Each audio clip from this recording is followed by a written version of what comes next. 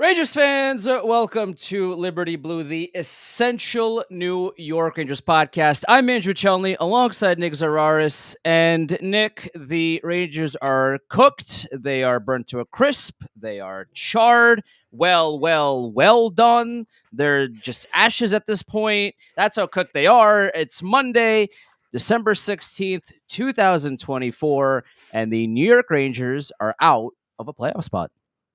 There's a lot of different avenues we could start with. We could talk about the literal games themselves, the loss to the Kings, the loss to the Blues. We could talk about the prevailing sentiment that this is untenable, that something has to change, whether that's the general manager, the coach, if it's a frustration trade of somebody. We could talk about this from the perspective of how we got here, the long winding road to how you get to this point, and all of it feels so, I don't want to say obvious because nobody anticipated this much of a fall off, but it feels kind of academic and it feels kind of like on the nose that the general manager who leaked an email that he wanted to trade two of his more well-known and well-liked players, and because no one should be complacent after the last 2.5 seasons where he's been nothing but complacent, where he's refused to take big swings, he's refused to reimagine his roster, and largely just kept working with what Jeff Gorton and John Davidson had left him 3 years ago. I can't get over just the sheer amount of hubris that goes into thinking that you could keep exactly the same team together with swapping Blake Wheeler for Riley Smith and expecting massively different results. Now, they're getting some bad luck in here as well, but that's part of losing. Not every team that loses every game deserves to lose. Some of these losses haven't been atrocities. The game against the Kings, that was an atrocity to charge people. And look, I understand the secondary market is not what the Rangers are selling tickets at, but if the get-in price for a game is $180 and your team is losing 5-0 in the second period, you got to be giving people something on the way out. You got to be giving them 15% off of something because $180 on a Saturday, 2 weeks before Christmas, to just not show up. And look, God bless Connor Mackey. His service last season will never be forgotten. But if the best you got, Chris Drury, to fire your team up is an AHL plug doing a staged fight to try and incite your team's already dead. That it's like whenever you're watching a medical drama and the person's dead on the table, but the medic won't give up and they keep doing the chest resuscitations. The guy's already dead. You're not bringing him back. This group look, they're not blowing this up. There's 50 something games left. They can't trade everybody they would want to trade, but for all intents and purposes, this team is dead. This team is dead. There is no 2019 St. Louis Blues DNA in this team. That would require having some intensity. That would require being able to forecheck, to cycle, to really care. And right now, I forget which goal it was in the Kings game, but Zibanejad is just gliding. Kreider just he throws his arm out with his stick to try and get in the lane, but doesn't move his feet. The two defensemen on the ice don't move their feet. Everyone's gliding, standing around, and the Kings go through and score. And if they don't care, why should we? It's that simple. If they don't care to play better, why should we care to watch? It's disrespectful to all of us and our time to keep doing this. Fundamentally, to charge as much as they do and to give as little effort, it's unfair. It's not right. It is fundamentally not right. And the one of the things that I want to highlight too about that Kings game and the Chicago game as well is that the fans were actively booing. Yeah. Like, think of it this way. Let's say the average fan spends, I don't know, let's say $200 just for the sake of it, $250 maybe, to go to the game, maybe get some food, right? Sit down, and they have to spend the time to get to MSG, to get through the doors, to get their food, to sit down. They are giving you at least 2.5 hours at MSG, and then the time it takes for them to leave MSG, get home, etc. That's like 4.5, 5 It's hours a long of their commitment. time. It's a big commitment and a lot of money as well. And for a professional hockey team to hear boos raining down on them at home For half of the game, at least half of the game. for a lot of the game, and continue to not care about the outcome or any little things or like anything about the game really besides like Will Cooley is absurd. It is such an absurd thing that professional hockey players care this little about playing the game well. And that is it blows my mind to have to say that, because nobody should say that ever. If you're a professional hockey player, right, ideally you care about the game, you care about the score of the game, you care about how well you're doing, how well the rest of your team is doing, right? You want to beat the other team. That's all part of being a professional sport, an athlete. I'm seeing none of that from the vast majority of this team.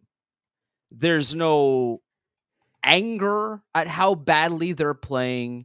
There's no Mostly it's from their veterans, like Will Cooley and Sam Carrick, out of all people, are playing really well, and it's everybody else for the most part that's like just out there skating on at Rockefeller Center. It's such a complete lack of care, to attention to detail, lack of want to hustle to the puck and skate to the puck and back check, and there's nothing. There is nothing. Like, it'd be one thing if we went back a few years ago to when the memo, the first memo was like that team was noticeably not great, and the Rangers were selling because they knew they weren't great. They had to start the rebuild. Okay. Like, that team was not great, but the expectation wasn't cup. This team was 2 wins away from the Stanley Cup final last season. They changed essentially nothing. This is the same team, and they're not in a playoff spot. And they don't play like they want to be in a playoff spot. And that's the most telling thing about this, is that like they're not losing these games off of crazy bounces that go off of 8 legs and go in the net. They are losing these games because they don't care to win them. I wouldn't say it. The word I was looking for, and I couldn't think of it before when I was talking, was shell shocked. They look like genuinely unaware that, oh, we're supposed to be winning these games. Like, I'm not saying this team is a world beater, but on paper, and look, you can say what you want, Miller injury, Lindgren playing atrociously, whatever. They are competitive enough that they should not be getting run off the ice. And that's really the thing here. I'm not saying you win every game. We know that's not how this works, but Can you beat Chicago? Can you yeah, at least look better at home against the worst team in the league? Can you at losing least to do that? Chicago is bad. Beating the Sabres and not convincingly well while the Sabres are mired in another identity crisis. It's all of this kind of feels like a culmination of years of small things that got overlooked and overlooked and overlooked. And then all of those things that had been getting overlooked for 3-4 seasons kind of all compounded into each other. The one thing I wanted to hit on today, and this is something I was thinking about yesterday on the way home from the Giant game, was the Rangers after 2021, 2022. They could have taken an honest account of their playoff run and their regular season. So I'm going to read something to you, Andrew. This is the conference final against Tampa Bay. In those 6 games, the Rangers had 47% of the scoring chances, 43%, 35%, 49%, 48%. Coming off of that, you could have taken an honest step back and said, well, we probably aren't going to be able to win playing the way we're playing right now. If we're going to be a Stanley Cup contender, we probably need to tweak how we play. We probably need to adapt a little bit more to what playoff hockey is. We probably need to change some of our personnel. We probably need to fine tune our roster a little bit, because lest we forget, that was the regular season. Shesterkin won the Vezina, had one of the great goalie seasons of the 21st century. And instead of taking a step back and saying, well, we won a lot of games, but it was really difficult to win the way we did, they doubled down on that. They made Trouba the captain, which was a validation of everything that season was, that we can win this way, we're going to stay winning this way, and we're going to keep playing this way. You swap Trocheck for Strome. And look, if we're talking like Connor McDavid's 100th percentile player, Ryan Strome's probably like a 65th percentile player, Trocheck's probably like a 75th, 80th percentile player, like a discernible improvement, a noticeable enough improvement that I understand why Sure. they made that decision. The problem is, and we have been talking about this since they signed Vincent Trocheck, they built the team around two 1B centers who were in their late 20s and are now in their early 30s. No team that has won the Stanley Cup in recent memory has been able to win that way. Like, if you want to go back into the last decade where the counting stats are a lot lower, sure, we could have a different conversation. But based on where the game is right now and where it's been going since 2022, doubling down on guys who were not play drivers, who were not difference makers as the focal points of your team. And then on top of that, the Rangers have spent so much time trying to convince us that this defense was good. And if you watched, you could tell it was not that good. Once you got past the Adam Fox minutes, there wasn't a whole lot here to excite you. Last year, Gustafsson was a nice reprieve from the typical plugs they've had on that third pair, whether it's Nemeth or Ben Harper or whomstever. But for the most part, the defensive issues were still there. It's just they weren't as egregious because the rest of the team was playing a little bit better. So you have the two centers in their early 30s now kind of simultaneously showing signs of decline. You have a defensive unit that is entirely fallen apart to the point where even Adam Fox doesn't look particularly good right now. You have goaltending that is entirely being asked to do way too much. The penalty kill is still playing well, great, sure. And then the power play just doesn't have the same juice it has had the last few years. Now, all five of those things are not going to stay bad simultaneously the rest of the 50 games of this season. Like, Sure. as much as we want to say they're not in a playoff spot right now, they're tied on a points percentage basis, and that all it takes is one good week and they're right back in the mix of this. But all of the situational components of this team that for the last 4 years have kind of been 2 on, 2 off, 1 on, 2 off, 2 on, 2 off, all of them are off right now. And you are seeing the absolute worst case scenario. And I think the thing that's so concerning about this and why you and I are kind of at this crisis point is that no one seems to be doing anything about the fact that all five of the components of a team aren't working right now. There is no, well, we're going to reassess ourselves. We're going to commit to doing X, Y, and Z. A few weeks ago, I honestly thought the best path to try and get Zbigniew, Kreider, etc. was going back to the lines from the first week of the season. Go back to what worked and go from there. And we send a very clear message of the last few weeks haven't gone particularly well, but we know we're better than this. We are starting with a blank slate and we are going to start running a meritocracy here. And right now, it is only kind of a meritocracy where it was good that Zbigniew only played, 13 some odd minutes last night because he had absolutely nothing. But what's he doing on the ice at the end of the game? What's he doing Yeah. on the ice at the Yeah. end of the game? As Y- much as it's not Laviolette's fault, this team is entirely dead. He is making it actively more difficult than it needs to be by doing things like that. Like, it is a collective insult to all of our intelligence to tell us that Jimmy Vesey gives you more than Kaapo Kakko. Saying, well, he's got fresh legs. That's great. If he's got fresh legs, what's Jimmy Vesey going to be able to do that Kaapo Kakko isn't? If we were running this on a meritocracy system, we would be running Hito Kakko Cooley 22 minutes a night Yeah. and we'd be figuring out the rest as we went. But we're not running a meritocracy. We have too many things to manage because right now it's clear the lack of personality and people management is why we're in this position because this group has no juice, absolutely No, no juice. no, And no. look, Matt Rempe's coming. We all know that's coming at some point in the next week or two because we're out of options here. There is no silver bullet. We're going to get some energy here. We're calling Rempe up. He's playing 6 minutes a night. He's going to fight. He's going to forecheck, and he's going to try and drag us out of this coal because there is no solution. Mika Zibanejad is not turning it on. Chris Kreider is not turning it on. Vincent Trocheck is not turning it on. Panarin's hurt. We'll see how long he's out, if he comes back, if he can drag us. But right now, this is a one line, no defense, and one goalie team. And in the NHL, you need more than that. I think it was really telling last night. And a lot of this, I agree, isn't Laviolette's fault. I mean, at a certain point, you can't, like, how many head coaches do you need to try to get Zibanejad to play hockey? But, like, Zibanejad and the rest of the core veterans, sure. But, like, the most telling thing about that last night It's the was kids. Will Cooley and Brett Berard were the goal scorers for your team. they were two of the maybe the only players on your roster that actually wanted to try to win the game against the Blues. And Zibanejad gave you nothing. Kreider gave you nothing. Zibanejad gave you nothing. Why were they on the ice in a 3-2 game with 2 minutes to go? Why? Like, you put these people on. Zibanejad also didn't play a whole lot in that third period, rightfully so. He was terrible. So if he was that terrible to not play with 10 minutes to go, why is he out there with 2 minutes to go? That's what I want to know. And again, it's like, the kids, Brett Berard should not be one of the best players on the team, bro. He's a call up. Like, I'm loving Brett Berard. Like, this is not about Berard specifically. Like, if Brett Berard is one of your only players that are trying, what the hell does that say about the rest of the team?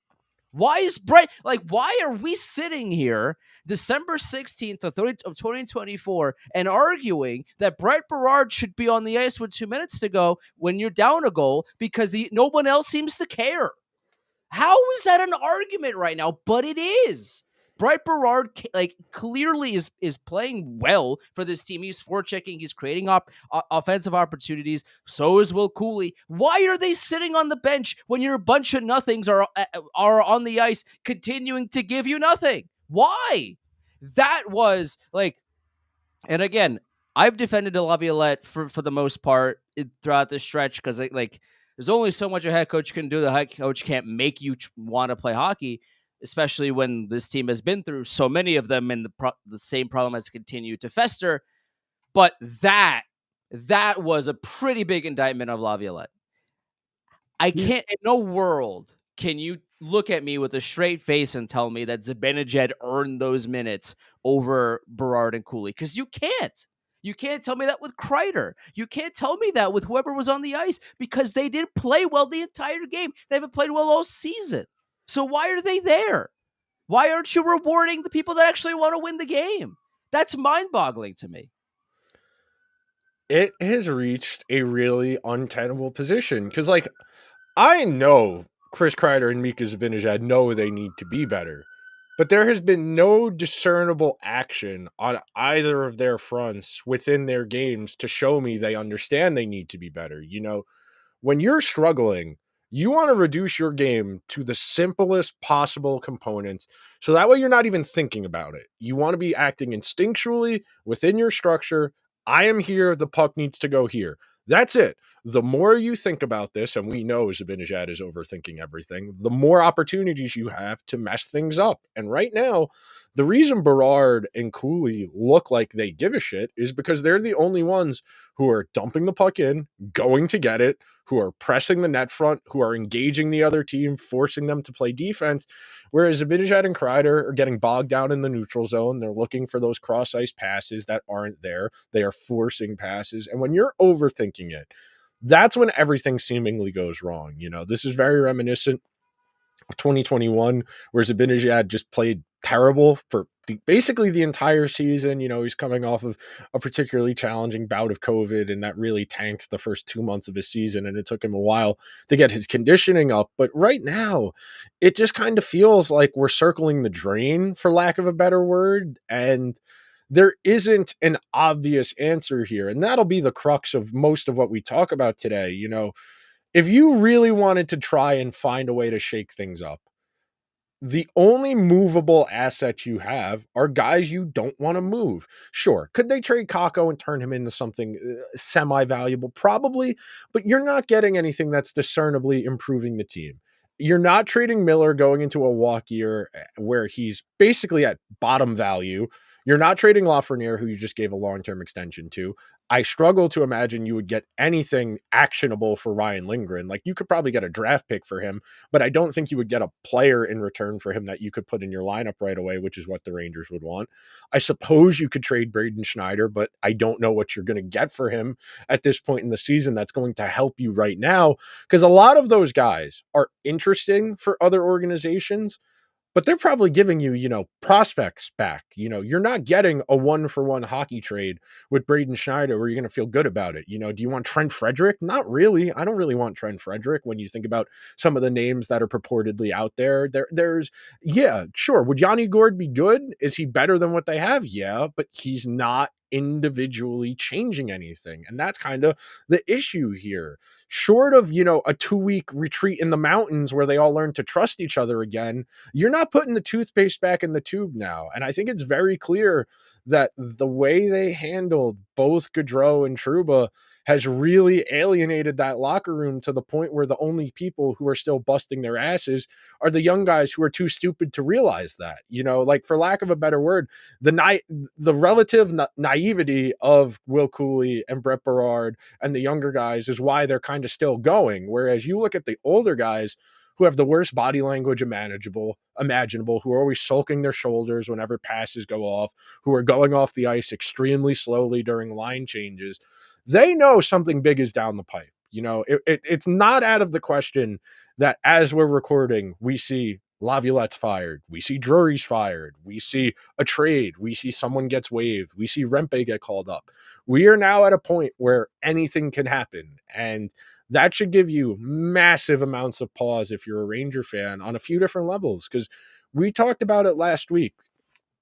They did not have a choice as far as extending Shesterkin, because if Drury does not extend Shesterkin or he trades him, that is him telling his boss, I messed up the last 3 years. I didn't do my job.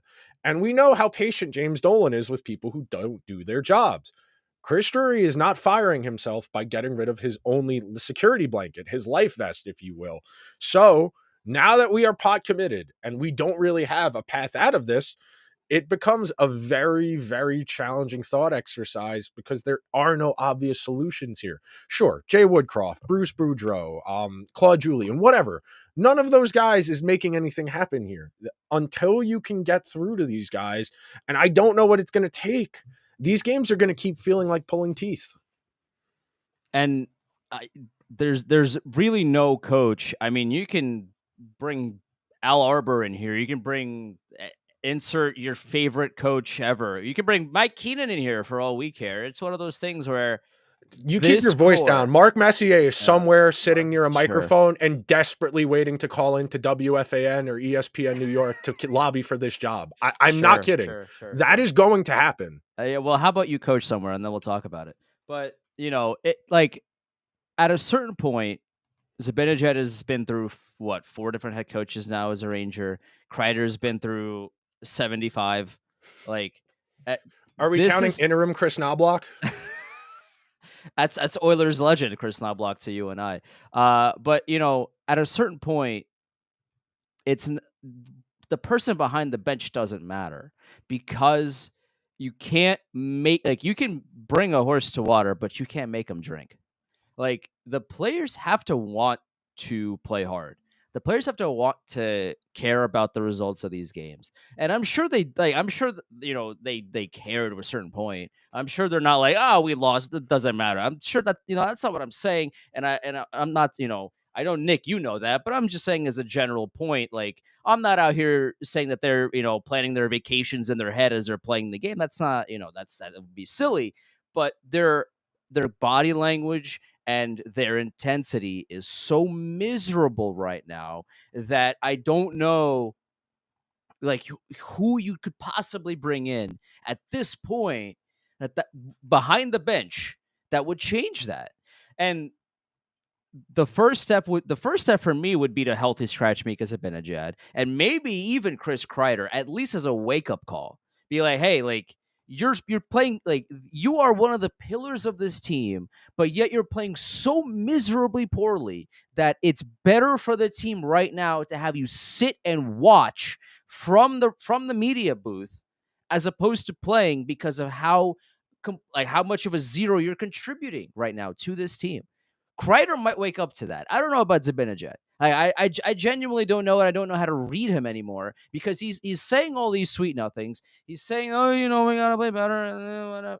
Okay, show me that you want to play better, because right now it's nothing. And again, if your best players are your young guys and Sam Carrick, as opposed to the people that are making the vast majority of money in the forward group and on the team, then what are we doing here?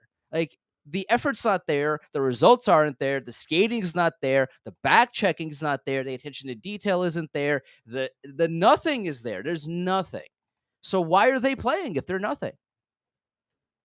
I want to do a little exercise with you, okay? I was thinking about this morning when I was eating my breakfast, and I think this will be That's how very much of a helpful. psycho, by the way, we are. I just want to highlight that. I think this will help illustrate the bigger point here because it's not just about this season. So, Andrew, the Rangers' leading point scorers last year, their top four, were Artemi Panarin, Vincent Trocheck, Chris Kreider, and Adam Fox. Okay.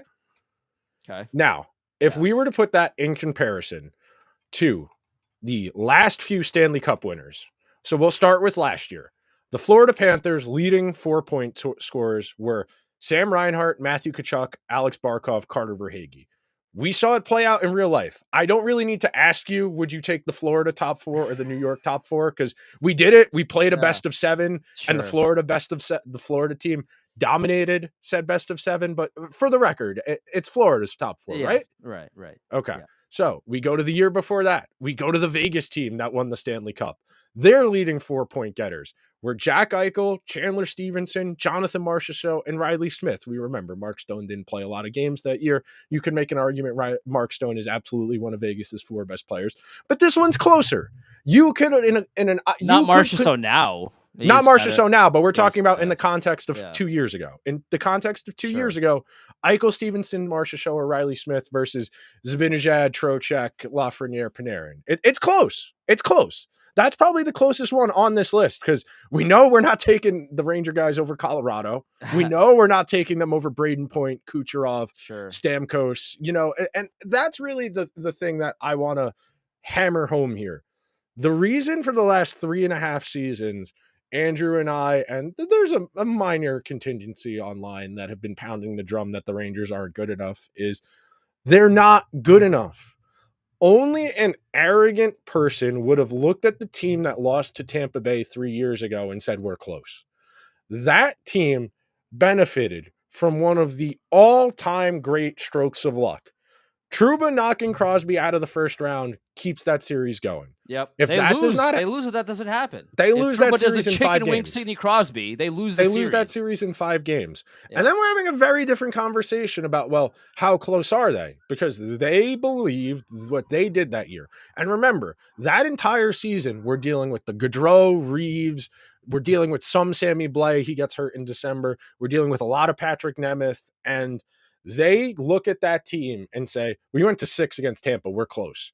And the year after, they come back and undeservedly so are sticking their chests out like they really accomplished something. And they spent an entire season wasting everyone's time.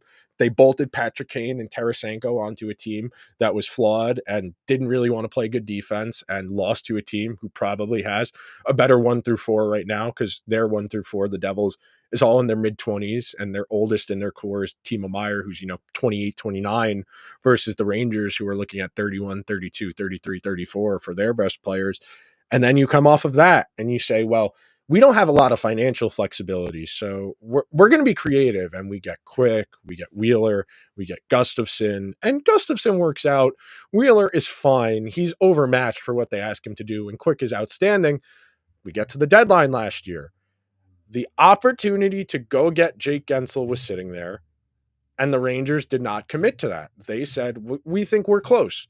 And again, they brought in Jack Roslovic and Alex Wenberg, who functional hockey players. They're both having nice seasons where they are right now, but those are not difference makers. And again, we do this past off season where Drury realizes, well, I'm not good enough after waiting 3 years to make the decision, hey, we're not good enough.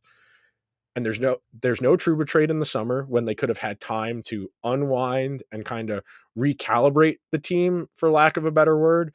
Instead, they awkwardly try and trade him and then walk it back and pretend they never tried to trade him, even though they very obviously did. They waive Gaudreau, And this entire team feels like, well, if they could get rid of them, they could get rid of me. And that's what you're looking at right now. You are looking at a group of veterans that is paralyzed with fear that they're going to be the next person thrown off the ship. And you have entirely misread the last 3 years of Rangers hockey. If you're Chris Drury, if you're sitting here right now, I don't know how you could possibly feel like you have a good feel of this team, because the last 3 years have been, we're close, we're close, we're close, we're close. And the first time shit really hit the fan, it's over. There is no fight. If Brett Berard and Will No Cooley fight in are New York.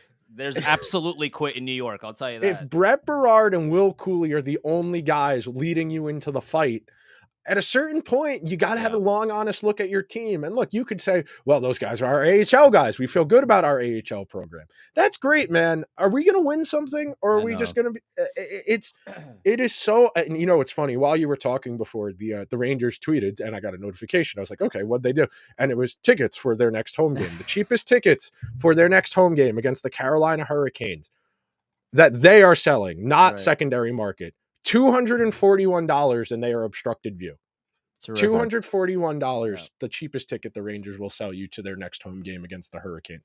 On the secondary market, you can sit in the 400s in the obstructed view for $187 per ticket. So the Rangers are very clearly excited about the holiday season and are very hopeful you buy your tickets to bring you and your family or your friends to a game this holiday season, because it's certainly not about winning hockey games. I am at a certain point disgusted with not just with the like it's a kind of a league mentality. Yeah. The league has a loser mentality, a massive loser mentality, and that's not just like general managers and fans. Like, it's a lot of media as well, a lot of loser mentality in the media. And when I say that, this is what I mean.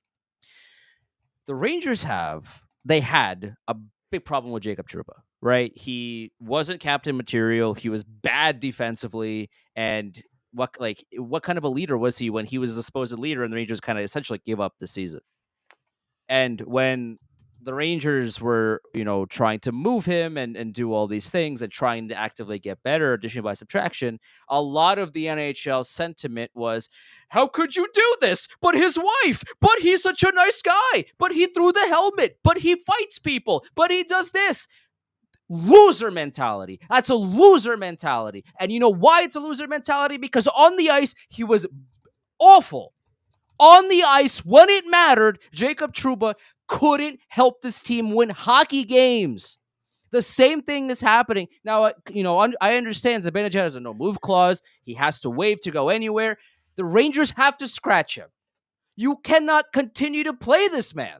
I don't care how much money he makes. I don't care what letter he has on his sweater. I don't care. Scratch him. I wouldn't even look at it as a disciplinary thing. I would look at it, as far as scratching Zibanejad, as go home for a few days and reset, because right now this isn't working. This is entirely untenable. You cannot continue to send him out there to play like this. This is not a great comparison because Zach Wilson was never good at football, but like at a certain point, the Jets needed to send Zach Wilson home. Yeah. He was not competitive. And if you are a professional athlete and you are uncompetitive and you keep going out there, you are going to get hurt. You are going to get someone else. Yeah. Bill Zito is a winner, and I'm not saying that because they won the Stanley Cup. I mean, sure, that obviously adds to it, but Bill Zito has a winning mentality. He's just a complete winner through and through. Kelly McCrimmon has a winning mentality. Sure, Kelly McCrimmon as well. Bill Zito saw Jonathan Huberdeau score 100,000 points for his team and said, if we want to win the Stanley Cup, I have to move him to get a real winner in this locker room. And with that trade in mind, that is going to put us over the edge, and we're going to win the Stanley Cup.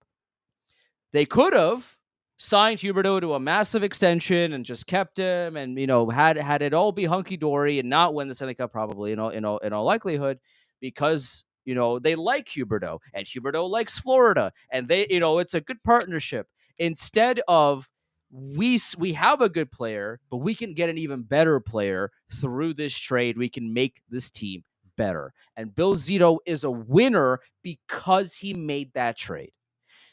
A lot of teams in the NHL, the Rangers included, and a lot of media as well, refuse to think about the idea that yes, you can like a player, you can like their family, they can be great people, but if they're not contributing positively on the ice, it's okay to trade them. It's okay to move on from them. It's okay to bring in somebody that actually wants to win hockey games, that is better than who you had before, even if they're not as liked, quote unquote, around the league. I don't like at a certain like I understand that being liked matters in the NHL. Like, your teammates, there you hang out with these people all the time. The 90s Chicago Bulls with Jordan didn't exactly love each other. Like, we all watched the documentary. We like at this point, even if you're not a basketball fan, you That's have because some. you never won anything, Andrew. That's right. That's right. I never won anything, but Michael Jordan won six. I don't know, but Me, those Bulls weren't exactly, the Rangers need Jimmy Butler, is what you're they telling me. weren't they The weren't Rangers should trade. gathered around a campfire after every game. They weren't exactly in the group. They were group chats back then, but like they weren't exactly the bestest of friends. They weren't all at the Thanksgiving table together every year.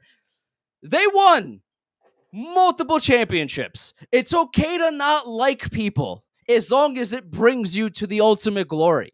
But for some reason in the NHL, the idea is that both have to happen in order for it to be successful. And that doesn't make any sense to me. That doesn't. I don't care how much you like people. Are they gonna bring you Stanley Cups? That is all I care about personally. And there's like 8 things I want to say off of that. That's why you saw me grab a post-it and scribble down a note so I didn't lose my train of thought. But like, first of all, that entire premise is bullshit when you look at some of the people who continue to be employed in the NHL. When you look at people like Nick Cousins and Casey DeSmith, who have credible allegations of misconduct, as far as we like good people, we want good people. First of all, I think that's a crock of shit. I didn't see any hand wringing about the Islanders putting Pierre Engvall with his no trade clause on waivers. I didn't see any of that. No, I saw a bunch of people wanting to dunk on the Rangers because it's easy. It's easy to dunk on a team with a big fan base because you are going to get guaranteed reactions on social and you are going to get guaranteed reactions in the comment sections of your article. The big thing that sparked you, that what you were saying sparked my idea and why I needed to scribble it down. That is what happens when you try and import a culture as opposed to building your own. The Rangers desperately, desperately want credibility to be taken seriously. And instead of doing the hard work in 2018, 2019, 2020, 2021 of really establishing what it means to be a Ranger, how we're going to go about this next wave of guys, and this isn't even Drury's fault, this predates his tenure, they imported people from other places without an understanding of what worked in those other places, why those guys were good in their other places.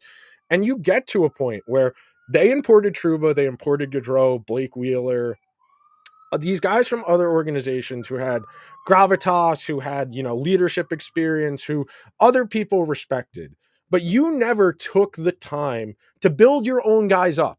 You never empowered the guys who were already here to be in a leadership position so that when things happened, they would be able to take it by the hand, take it and be able to manage it, to be able to handle it. I joke, one of my friends jokingly said, do you think Jimmy Butler would accept a trade to the Rangers? Because that's the type of guy they need right now. And Jimmy Butler would make this team sob. Jimmy Butler would have this team crying if the Rangers actually had a hard teammate who was demanding better of them. You know how BS it is when you go out there and you're busting your ass and you see guys not trying, not giving their best, And look, I understand that Jimmy Butler is very abrasive and it doesn't work for everybody and every team is different, but this team so But clearly needs he's a some. winner. He He has cares. that mentality. He He cares. That's cares. right. And I can't say the same of some of the guys on this team. And look, I know on a personal level, they do care.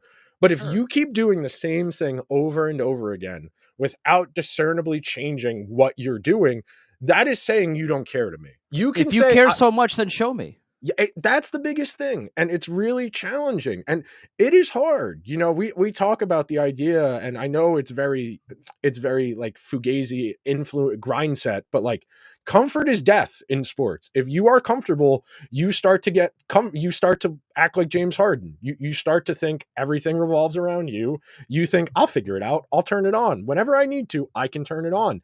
And that type of behavior is infectious. It's dangerous because when you're a team that is on the younger side in terms of overall age, you start to tell the younger guys, well, we don't have it tonight. That's it. Game's over. And you go out there and you have to play another 40 minutes. And you have to find ways to not flush an entire season down the toilet, because that's where it very much feels like we're close to going at this point. Because we still got, all of January, February, March, April, half of April. You got 3.5 months. We got 3 months till the trade deadline. Trade deadline's March 5th. You got 3.5 months. Show some pride. You got 3.5 months because ultimately, that's what's driving the existential crisis right now, is a lot of people looking around saying, oh, I thought we were going to be competitive this year and next year, and we were going to be able to keep this going. And the last thing I'll say before I throw it back to you, there's a scene in the first 30 for 30 about the University of Miami where the coach of that team, Howard Schnellenberger, he looks at the camera and he says, Cinderella doesn't get back to the ball. And that's kind of how it feels right now. The Rangers, after last year, it was an opportunity to say, we're close, but what we have isn't good enough. And then we did a summer of half measures, and we didn't do anything to try and get back to the ball. We didn't talk to our fairy godmother. We didn't get the magic slipper. We didn't get the carriage.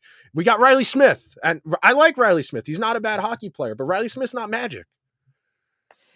That's really the beauty of it all. You got the golden ticket to visit Wonka's castle. You got it. You won. You made it there. But the goal is to go back, and you can't go back if you only got a ticket once. That's kind of you didn't buy more. You got one Grammy for it. You got one shot, one opportunity. One shot. That's right. Don't miss your chance to blow. But it's the Rangers had it twice. They had two separate opportunities to look at their team and say, this isn't good enough. That's right. And they couldn't do it. And Chris Drury couldn't pull the trigger and say it wasn't good enough until it was too late. And then he poisoned the room. And now they're dealing with now the Rangers are a group of kids who don't respect their parents' authority, because they already got their way. They already got their way. Do your homework or you don't get to use your iPad. Well, I want to use the iPad. Okay, you can use your iPad now, because that's what we're doing. Instead of fixing it, they are emboldening this bad behavior by allowing it to exist. Right. Send a message. Healthy bomb somebody. Call someone up. And not name Kaapo Kakko, please. Kakko's at least trying. Kakko's an imperfect player. Kakko is an imperfect player, but he gives you a lot more than VZ does. He gives you more than Edstrom does, and he tries harder than Kreider and Zibanejad do. He's not a great player, but he's good enough. He's better than what they're getting from some guys. At a certain point, you have to start benching players. I don't care if they're already sulking. And that's the thing too. The fear from certain people is, but they're gonna be upset. They're gonna start sulking. They're already doing that. They're already there. Yeah. So why do you care if they're gonna just keep doing it? Because they're already doing it anyway. They're already not skating. They're already sulking. Their body language is awful. So what does healthy scratching do at that point to them? If that doesn't wake them up, then just send people home, man. If people don't want to be here, if people don't want to actively try to win the game and play well, you're a professional athlete. Why are we sitting here questioning how much you want to win? And again, you can think that you want to, but you're not showing it to me. Your play and your act on the ice tells me that you would rather be anywhere but in the game. So let's grant you that request. Let's send you home then. If you don't want to be here, go home. We'll figure something out. That has to be the mentality. And that's a winner's mentality. Do you want to win? Or do you want to keep fostering the culture of, it doesn't matter because these guys are all veterans? They don't even have a good culture. We know it's bullshit. Look at the team right now. We know it's bullshit. This is a front runner team. One of our subscribers I met up with at the Giant game yesterday, Brandon, and he said he brought it up, the idea that they're front runners, that when the game's coming easy to them, they stomp people. That was last season. When things are going good, they're great because they can pick at you, they can poach, they can wear you down. But now things are hard. When you have to find your way out and the only way out is through, that's where you find out who people are. They always say character adversity doesn't make character, it reveals it. You are seeing this is a team that thoroughly lacks character. It's hilarious to me. And look, I like to have my fun poking fun at, Larry Brooks, 74 years old, referring to things as vanilla, but like, he's not wrong. This is a very uninspired, uncreative team and it starts at the top. The general manager told you he didn't think he needed to do a lot. He told you he thought they were close. This is a stinging indictment of his evaluation process. And look, there are a million things to relitigate over the last 4 years, but the constant in it all has been a unanimous message of we are close. Trust us, we will get you over the finish line. And it's been Blake Wheeler, it's been Jack Roslovic, as opposed to the big franchise altering move. And that's because that requires conviction. That requires fortitude to execute the big type of trade that would potentially improve this team. There's risk involved. And very clearly, this general manager does not have that appetite for risk. He is very much risk averse. There's been very little roster turnover during his tenure. They have not churned over a lot. In the 4 years he's been running the team, the two defensemen they've brought in are Chad Ruhwedel and Eric Gustafsson. If you look at the opening night and lineup, Urho Vakanainen, can't forget about him. yes, now Vakanainen, yes, yeah. You add him in the mix, and then you look at the forward group. They swapped out Strome for Trocheck. They swapped out from 3 years ago Barclay Goodrow for Riley Smith. They swapped out Ryan Reeves for Edstrom. We're not exactly reinventing the wheel. We're not re-envisioning what this team can be. We are just adding on to what it already is and hoping that things change. And you always talk about it from the perspective of offense. Well, we can't just hope we're going to draw penalties. We have to find ways to create. It's the same thing. That attitude starts in the front office, that we're close. We're going to hope that this all works out for us. And look, the last thing I'll say before I throw it back to you, they're 1 point out of a playoff spot. Everyone in the East other than Florida stinks, and Florida's been shut out 2 games in a row. Like, even the Devils, their goaltending hasn't really worried me as much as I thought it might. It's right there in front of them. This is not a tall ask to get back in the mix. I'm not saying win anything. I'm saying to show signs of life and to justify people paying $180 to come watch you. I'm not asking for a lot right now. I'm asking for competitiveness. I'm not even saying win some games. I'm saying show up and act like you give a shit. That is not a lot to ask. We are giving more of a shit doing this right now than they did last night playing the Blues. I would have to agree. I mean, yeah, I would have to agree. Like, besides, like, Will Cooley and Brett Berard cared last night, but other than those two, it'd be tough to find somebody that actually looked like they wanted to win the game. Maybe Jonathan Quick sure did, but other than that, it was the list is pretty short. But it's like, just kind of put a wrap on what my thoughts on everything is. It's just you keep hearing that this, Laviolette says it in every press conference, and the players after every game, before every game, it's the same problems, it's the same this. We have to do better at this, we have to do better at that. And at us, like, how many times are you going to say these things to us, the fans and the media, until you go out there and do it?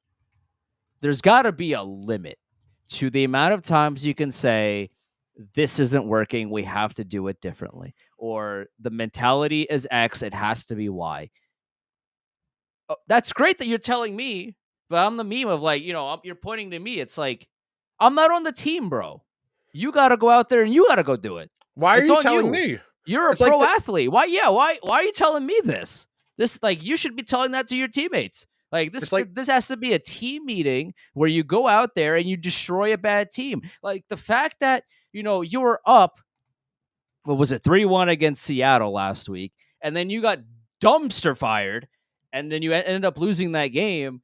After that, there should have been a players only meeting of, like, hey guys, They've done that whatever, like 3 separate times this year, and whatever, it hasn't and worked. it just hasn't. If that doesn't work, then you gotta change something else. Like I just, it feels like such a crazy concept that you've done the experiment 190,000 times the exact same way. It's not working.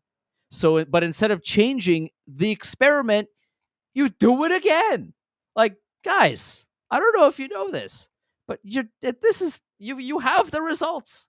You already have them. Why are you doing the same thing again? You got to change something, anything at this point.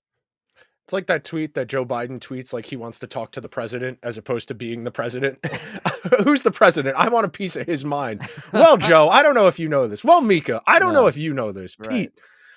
Peter, I don't know if you know this, but like you can control the lineup. Like it was good to see him try and do that last night against the Blues, but like as shorthanded as they are right now, he probably feels like he can't afford to run as militant a bench as he would like because he doesn't have Miller, he doesn't have Panarin, and at this point, it kind of feels like they're starting to drown, like they're in open ocean and the waves are crashing down on them, and they might be able to keep kicking for a few more days, but if help doesn't come soon, they're drowning and it's over.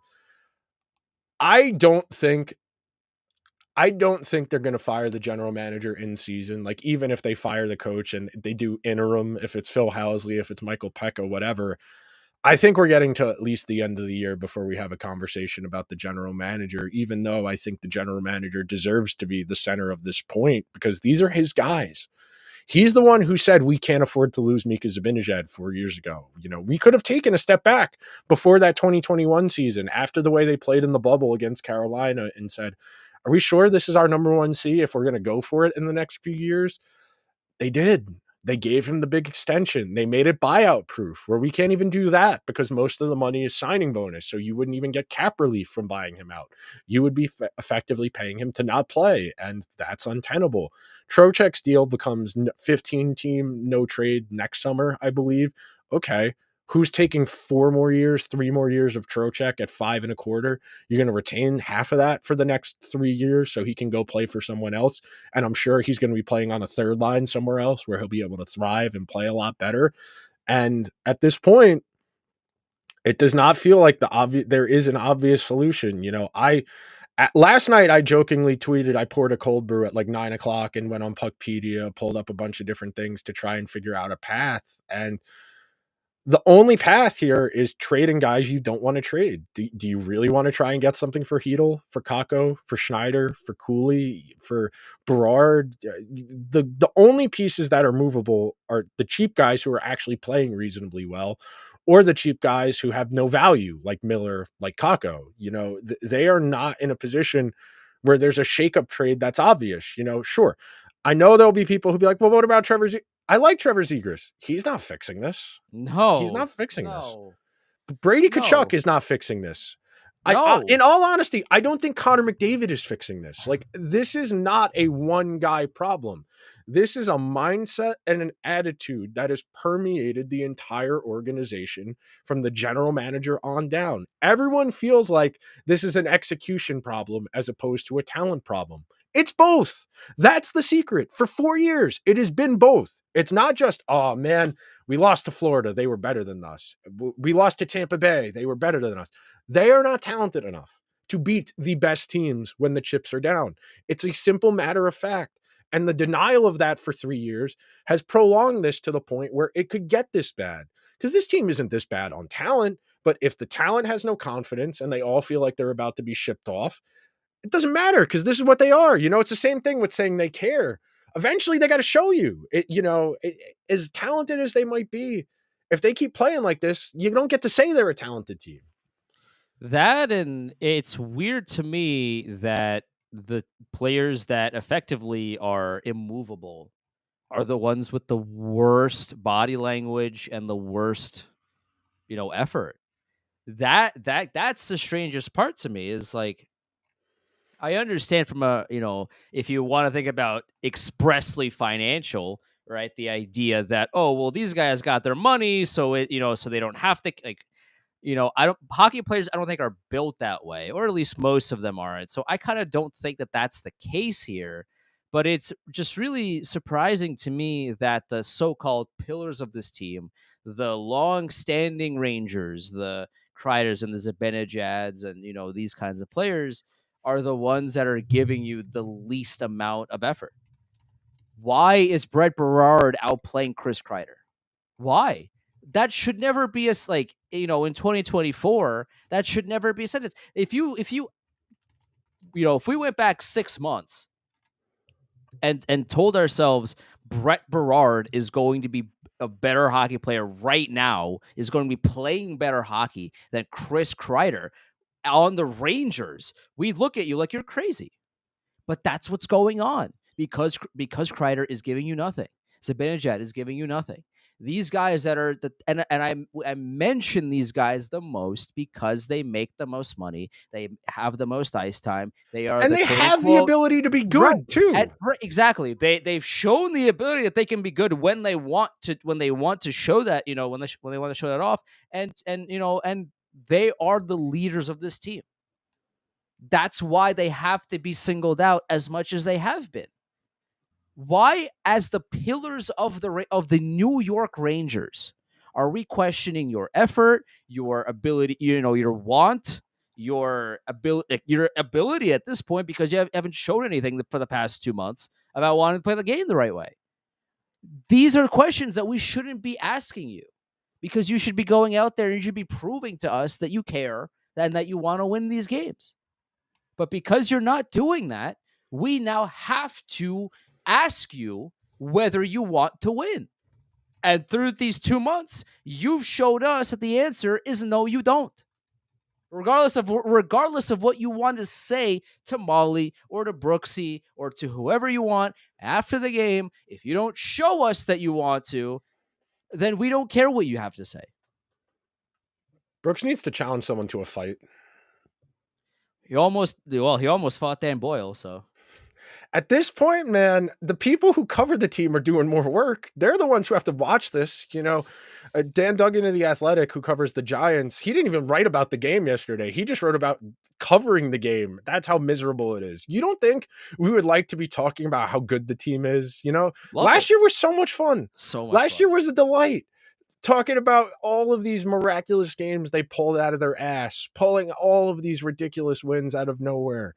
And now, it's all you got is the anecdotes and the memories, because this team stinks. This is miserable. You know how bad shit is right now? Yeah. How much better things you could be doing 2 weeks before Christmas than watching the Rangers play the Blues at 6:00 on a Sunday night while the Bills are playing the Lions in an absolute barn burner, while there's other hockey on, while there's football on, and the Rangers are asking you to spend time. This is a waste. The Knicks realistically, the Knicks played well. The Knicks did play well. The Knicks got to get it together. I still think they need another big man. I think that's definitely something that's hurting them. I would agree. Again, I asked, can Leon Rose do both? We actually on NBA Insiders yesterday on NBA Radio, we had Bill Pito on the show, and he said that the Knicks need a 4. So you know what, and he's right. So there you go. I feel like it's pretty obvious that the Knicks are right there. It's just a matter of if they can get everything to line up. I mean, easily the most talented Knicks lineup of my life. Yeah, the Knicks are very fun to watch, which is the complete inverse of the Rangers right now. Yeah, no, watching the Rangers is like sitting at the DMV waiting to be called. Like, yes, we're here. It has to be done. But God, this is miserable. They are here.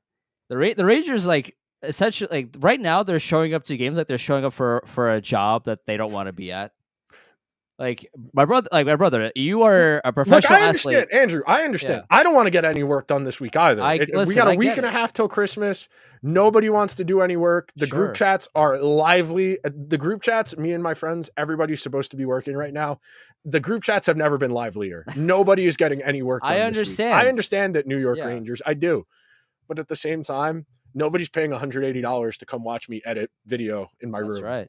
Nobody's paying $15 for a stale Bud Light to watch me do this in my room. At a certain point, man, I don't know if the ticket barrier, and this is the last thing, I don't know if the ticket prices on the secondary are going to hit a wall at some point in the second half of the season where people are just going to start saying, I'll take whatever I can get. Because frankly, that's probably the only way I'm going to a game if they keep playing this badly, because like it's just not worth it. To your initial No. point, it's a 5-hour commitment that's going to be at least $250 for one ticket, parking, and food. Like, how is that an enjoyable or a good return on my investment? Like, the Gotham Sports app is atrocious and never works on my TV, but at least, I pay for cable so I can watch it and I don't have to spend more money. I But pay for I pay for a cable box so I can watch this goddamn team not care. Like that's where we're at. I have a cable box for the Rangers, for the Knicks, for like TNT and ESPN when the national games are happening. I have ESPN Plus for everything else, and like that's it. I am paying real money to watch this team show up to games physically and kind of mail it in, and then give me sweet nothings in my ear post game. That's where we're at. all right, this is the last thing. Okay, the Rangers play the Blues. What is that? Tomorrow. The Predators tomorrow, excuse Yeah. me. After that, Dallas, Carolina, New Jersey, Tampa Bay, Florida, Boston, Washington. Your only reprieve is the Blackhawks. That's after New It's Year's. not even a reprieve. You lost to them a week Then, ago. then Dallas, New Jersey again, Vegas, Colorado, Utah, all on the West Coast. And then you don't get a real reprieve in the schedule until middle of January, where you got Columbus, Montreal, Ottawa, the Flyers. You thought it was bad now.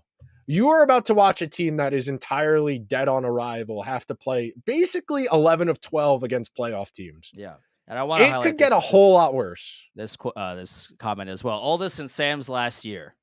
Yeah, Sam's got a Mariano Rivera. He's got to come back for one more year. He can't go out like dude, this. I can't. Like the fact that the Rangers are doing this, all everything included, but also it's Sam's last year, and this is how you're playing.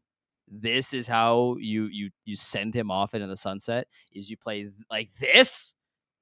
Like, come on, man. It's a mess. It's a joke. It really is. In this house, Sam Rosen is a hero. End of story. That's it. Yep. That's it. All right, that'll do it for this week's show. They fire anybody, they do anything stupid, we'll come back. We'll talk to you before next Monday. But if not, please be so kind. Subscribe to the show wherever you get your podcasts. If you're listening on Apple or Spotify, hit 5-star review. If you're watching over on YouTube, we hit the 700 sub milestone. So thank you to everyone who's joining the journey of this